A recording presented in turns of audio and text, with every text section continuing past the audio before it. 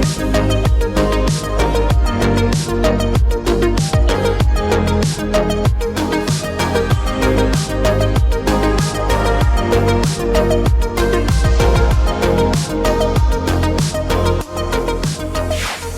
Vegas, you are using less water, and we want to thank you for it.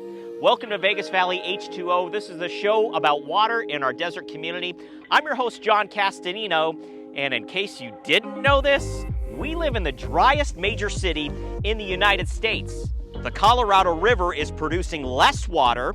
The federal government has declared shortage conditions at Lake Mead with mandatory reductions to our water supply that will continue in 2025.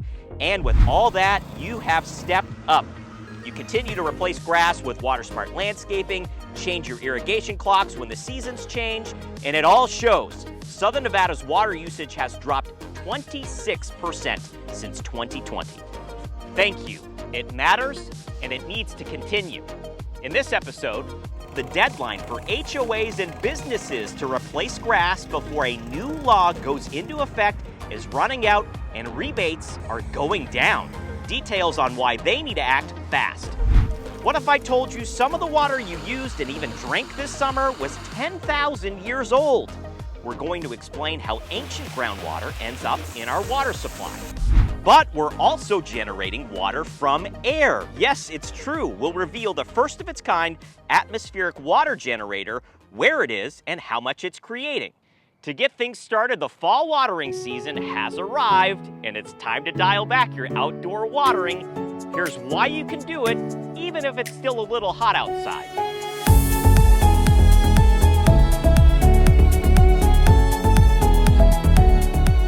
As the leaves begin to change and temperatures start to cool, it's important to remember that fall in Southern Nevada comes with a change in watering restrictions.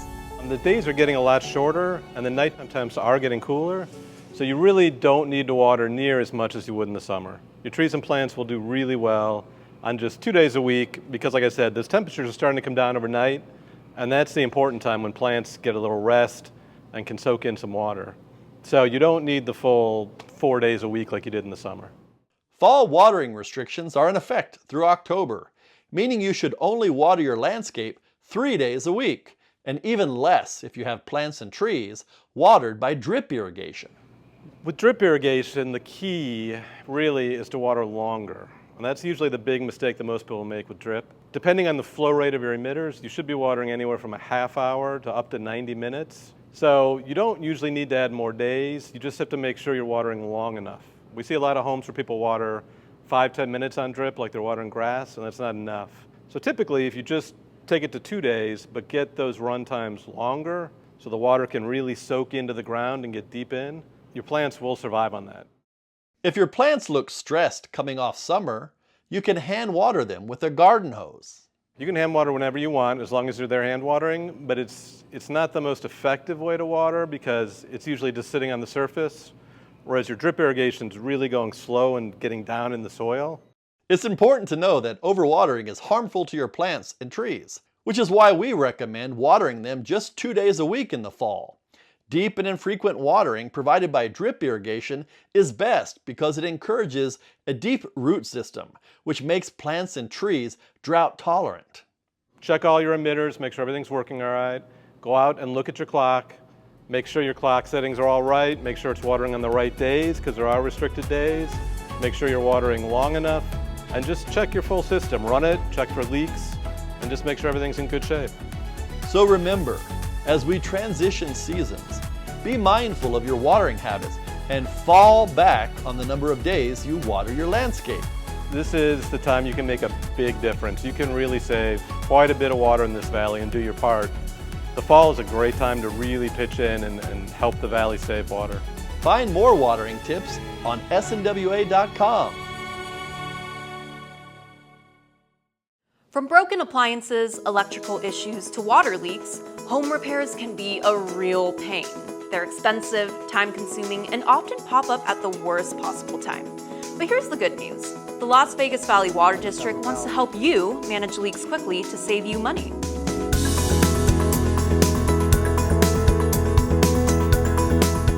There's absolutely no profit motive from the organization's perspective with these programs. Our aim is to accomplish two things. We want to help our customers save on their bills, and we also want to preserve the water resource.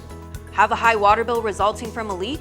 LVVWD has always maintained an option for customers who experience a leak that results in a higher than normal water bill. Our leak adjustment program is something that we've had in the organization for many years now, but we've made a recent update. In the past, you would get a one-time, lifetime adjustment of up to 50% of your consumptive use. What we're trying to do now, again, in the aim of helping our customers save on their bills, is provide a one-time per 12-month period adjustment.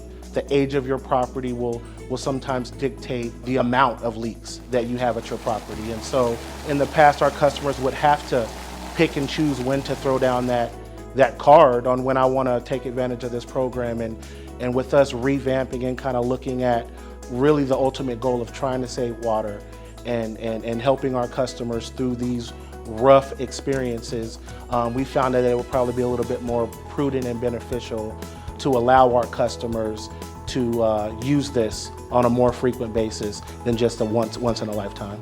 And as the leaks flow, so does your money. So it's important to act fast on repairs. But we understand fixing leaks isn't cheap. The Water District also has a leak reimbursement program to encourage homeowners to repair leaks quickly. The leak repair reimbursement program, we're super excited about it. We are the only water utility in the country that's offering a program like this. Leaks can be expensive, not only for the bill, but also to get them rectified. And we're going to take care of up to 50% of the leak costs, up to $1,000. There's a twofold benefit in this leak repair reimbursement program. One, time, right? And so the longer the leak runs, the more the resource that we lose. Couple that with the longer the leak runs, the higher your bill is. So we want to mitigate both of those, and this is what we're hoping to accomplish with this program. All these programs work well if you're aware of the leak, but detecting leaks is often the hardest part. The Southern Nevada Water Authority offers a referral program aimed at helping customers find leaks. Lastly, there's a program that the Southern Nevada Water Authority is offering with helping customers find their leaks. Sometimes you know you have a leak, but you don't know where to start. Our hope is that with this program, as you're referred to this program, that they can help you locate the leak that's causing your bill to rise. For more information on all these programs, you can visit lvvwd.com. Water only 3 days a week in fall. Got it. Water grass only 3 days a week in fall for the win. It's the law. Find your assigned watering days at SNWA.com. By now, Southern Nevadans should realize grass doesn't belong in a lot of places. Non-functional, useless grass that only serves as decoration is a water guzzler, and to conserve water at Lake Mead, a new law has passed making this grass illegal. Businesses and HOAs, watch this, as the rebates to replace it are dropping soon.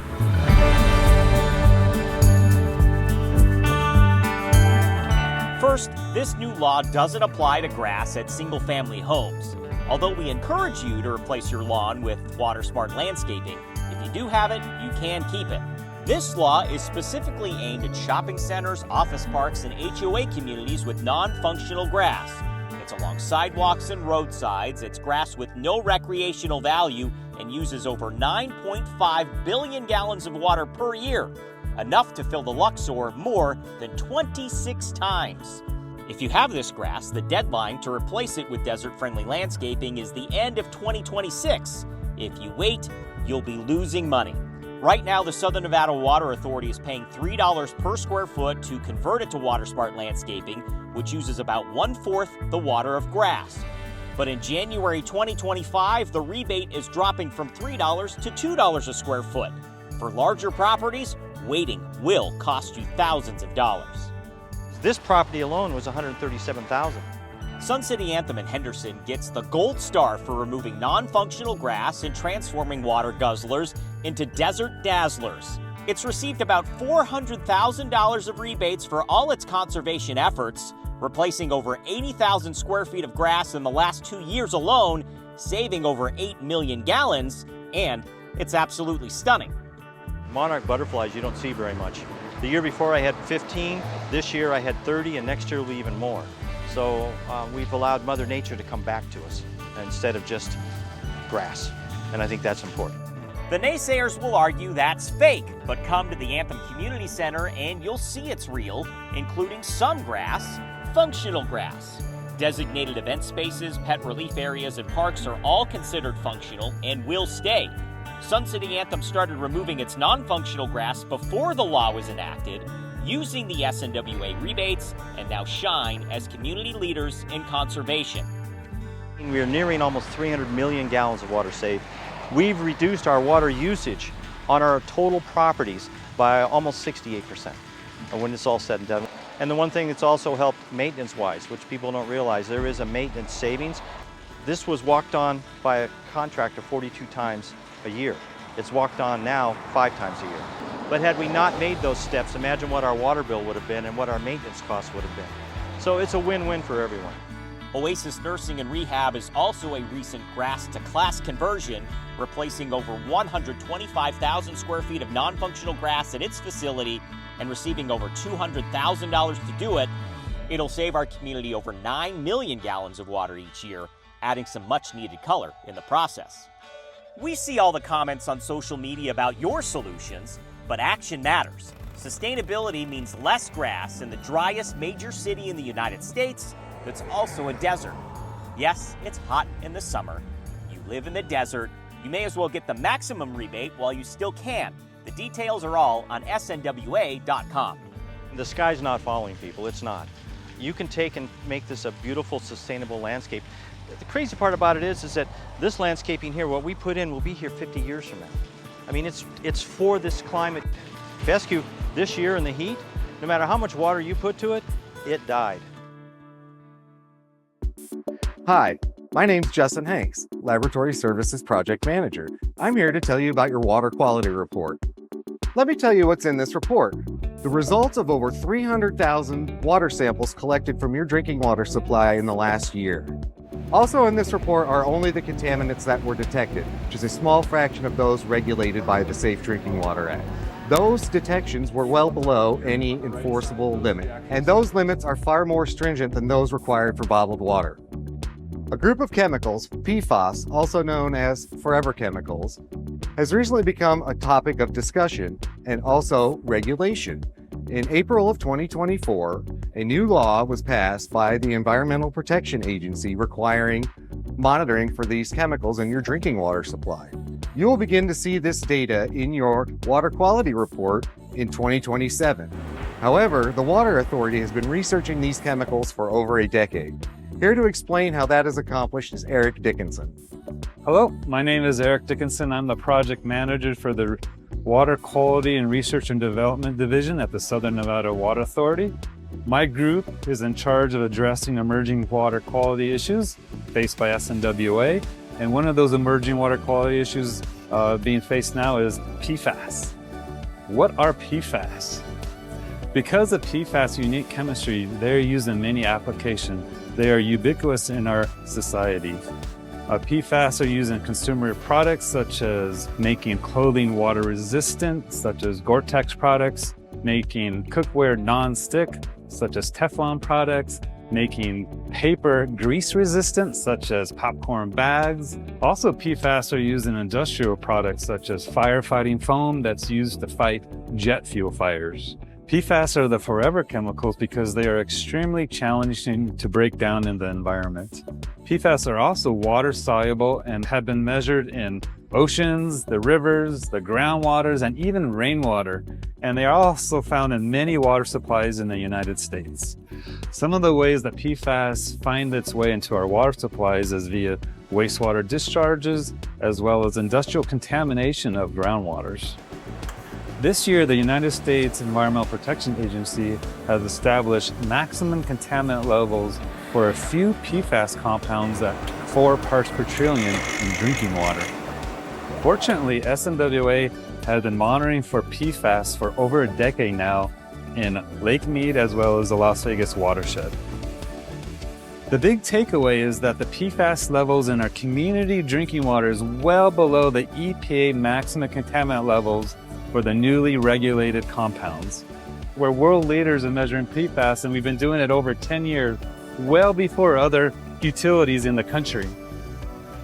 Let's show you how we measure these PFAS substances in our advanced analytical laboratory here at River Mountains. First, the PFAS samples are extracted using the solid phase extraction instrument. The PFAS are adsorbed to a solid media.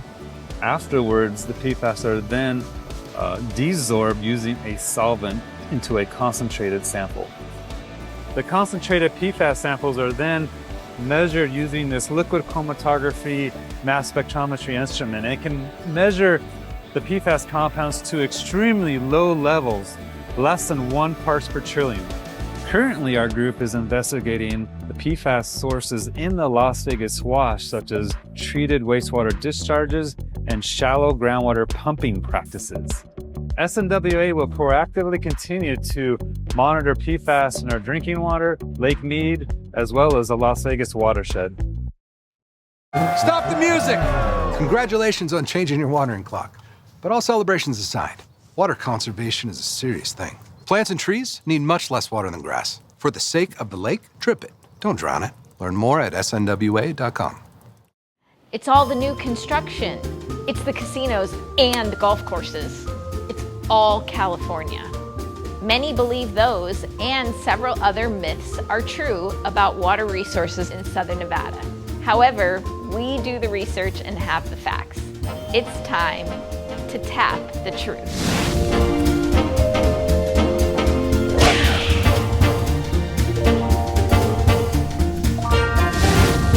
I'm Colby Pellegrino, the Deputy General Manager of Resources for the Southern Nevada Water Authority. Today's topic is, I can wait to convert my grass. That rebate's gonna be here forever. Well, if you're banking on our rebate staying the same, you might be feeling a little brokenhearted at the end of 2024.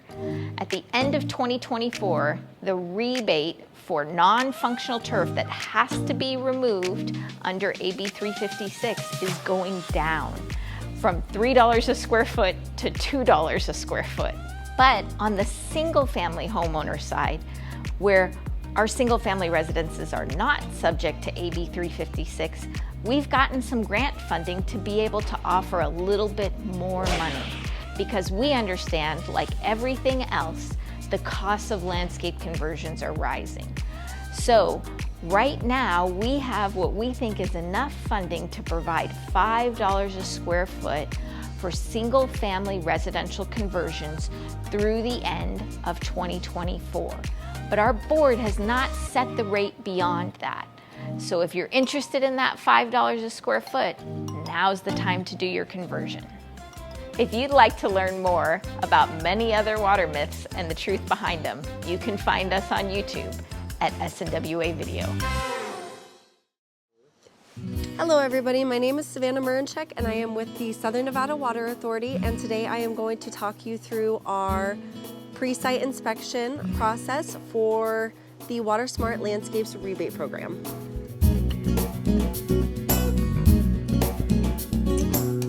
So the first step in this process will be going to snwa.com and applying for the Water Smart Landscapes rebate program. From there, we will give you a call to set up what is called a pre-site inspection to take a look at your grass area and take a few photos.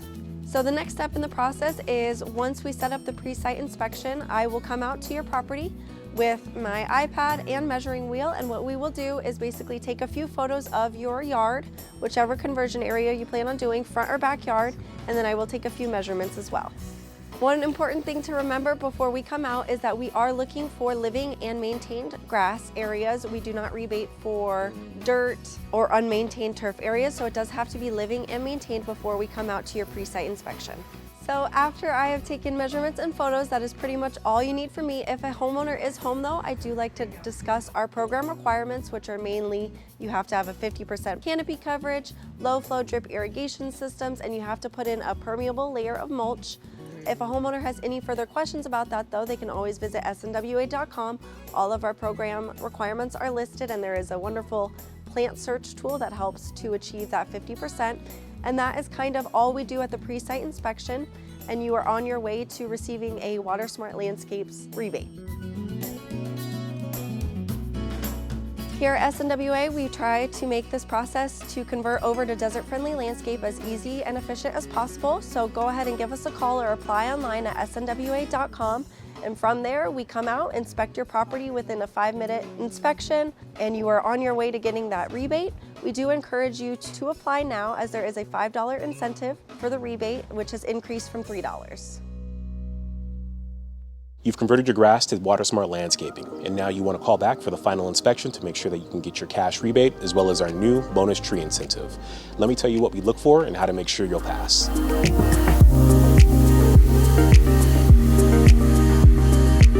This is for customers who have applied and been approved for the Water Smart Landscapes rebate. If you haven't and are interested, the details are on snwa.com. Once you're ready to schedule a final inspection, give us a call at 702-862-3760. So the first thing that we want to do is take a good look at the conversion area. And that could be anything from the rocks that they put within the conversion area, as well as artificial turf to pavers and compacted granite as well. So that's what I'm going to go ahead and start with here. One of the key things that you want to make sure that you look for when there is some sort of rock conversion is to make sure that the weed barrier is not plastic. So anything else that would qualify would be any type of permeable weed barrier, netting, cloth, fabric, and that all works perfect.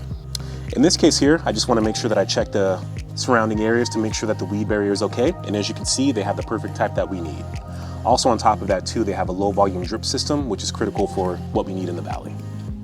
Some of the key drippers that we wouldn't qualify would be anything from like a bubbler to a drizzler to an actual sprinkler head itself. The reason why is because it actually flows out a lot more water than a typical dripper. So we're looking for something that's about 20 gallons per hour or less. And this is a perfect example. One of the other things that we want to make sure that we check is that making sure the homeowner has at least 50% plant coverage. In this particular case here, he has artificial turf, so we're going to be looking at the plants that he's actually put outside of the conversion area. This right here is a rose. It's not going to have that much square footage, but it still counts.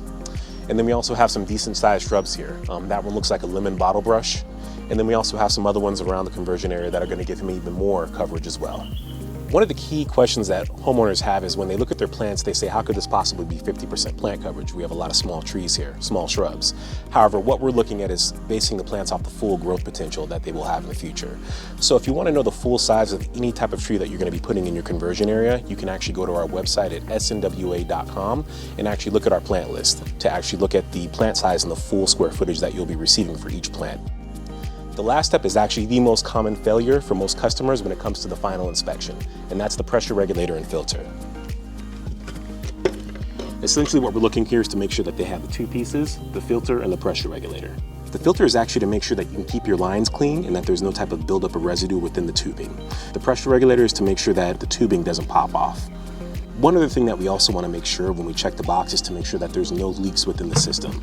And a big way to check that is to actually look inside of the box when we look for the pressure regulator and filter. If it's full of water or we can see that it's leaking, it's not going to pass the final inspection and we need to do a follow-up visit. So after doing this inspection, the customer meets all requirements and everything looks great. So essentially what's going to happen now is I'm going to take this back to the office and all you got to do now is wait for your check. My name's Jason Mace. I'm a hydrologist for the Southern Nevada Water Authority in the Las Vegas Valley Water District. Did you know that we have approximately 75 wells similar to this one in the Valley View campus that are used to extract groundwater every single year during the summertime? These wells are located in the Las Vegas Valley, Springs Preserve, and then the small systems like Blue Diamond, Kyle Canyon, Searchlight, and Jean. Groundwater pumped from these wells accounts for about 10% of our annual usage, where the other 90% come from the Colorado River. So the way groundwater works in the Las Vegas Valley is snowmelt in the Spring Mountains or Mount Charleston percolates in and flows down to the valley floor where we're standing. Now it takes a very long time, tens of thousands of years, for the water to actually get from up there to right here. So the groundwater we pump here is about 10,000 years old. The yearly amount of water that the Las Vegas Valley Water District is permitted to pump is just under 41,000 acre feet. An acre foot's about a football field filled with about a foot of water on top of it, or 326,000 gallons. But we also have about 340,000 acre feet of water stored in the aquifer as part of the SNWA groundwater recharge program. From 1989 to 2011, during the wintertime, the Las Vegas Valley Water District and the Southern Nevada Water Authority reversed the flows in these groundwater wells to inject treated Colorado River water directly into the ground as a methodology of storage. We generally don't use these wells all at once or even all year around. The redundancy of having more wells than are required to pump out our allocation allows us to repair or rehabilitate some wells while others are in service. And during the winter, the daily use of water is easily supplied by the Colorado River. In the summer, these wells are a valuable addition to our Colorado River supply. And to explain exactly how that's done, I'm going to hand it over to Mike Reed. Thanks, Jason. All of our wells are different sizes, flow rates, and depths. In the rural systems, they're a smaller well, but that is our only source of water for those communities. What you're seeing here today is us bringing our wells online for the season.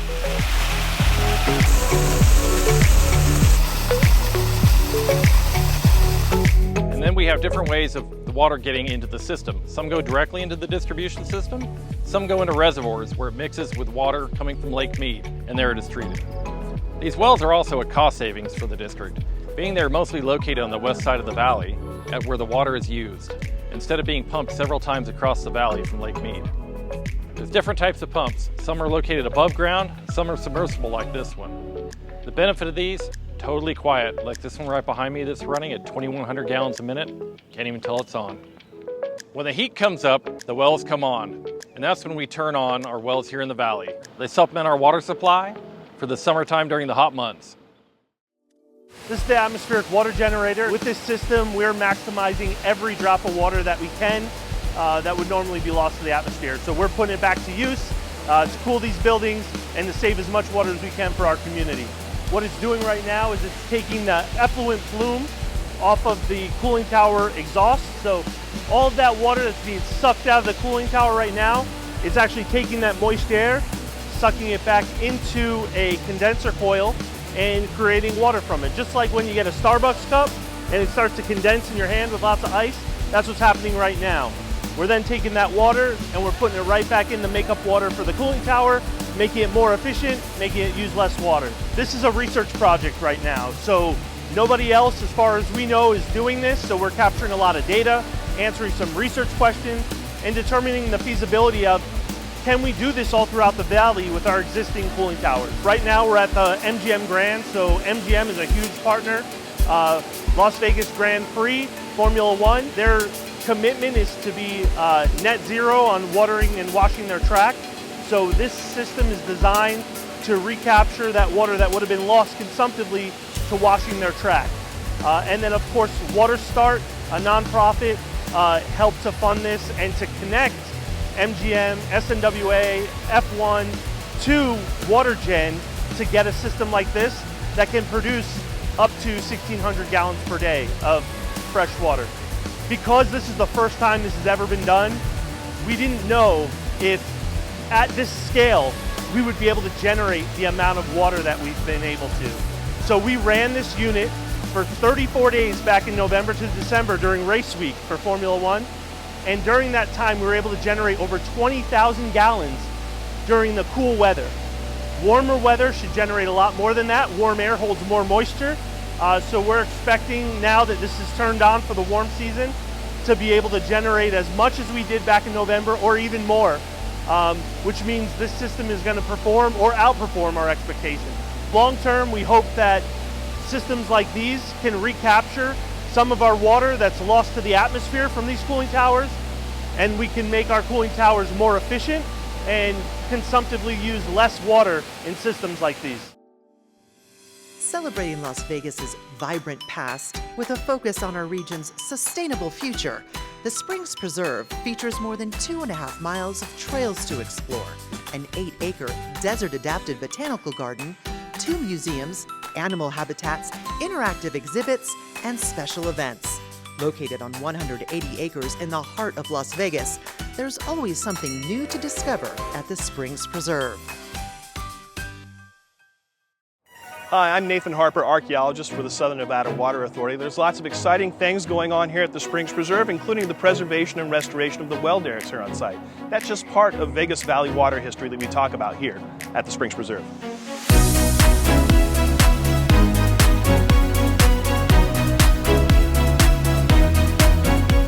This morning we're here at well number 7 where we have contractors working to strip off loose paint, prepare it for paint and epoxy to stabilize these well derricks and preserve them for the future. These well derricks serve as a powerful symbol of the Las Vegas Valley Water District here in southern Nevada. The well derricks that we have on site were all drilled in the 1940s, and rather than re-erect a well derrick to service those wells over time, they decided just to leave those well derricks there. They're constructed out of pine, they're very sturdy, about 35 feet tall, about 12 feet at the base. These well derricks were erected, and at the top would have had what's called a crown, and that crown has a hook on it where chains and pipe and other pumps that would have gone down into the borehole would have been attached. These well derricks were originally restored in 1997, and it's been about 25 years since they've had any work done on them. So it's time to revisit the historic water infrastructure that we have on site here at the Springs Preserve.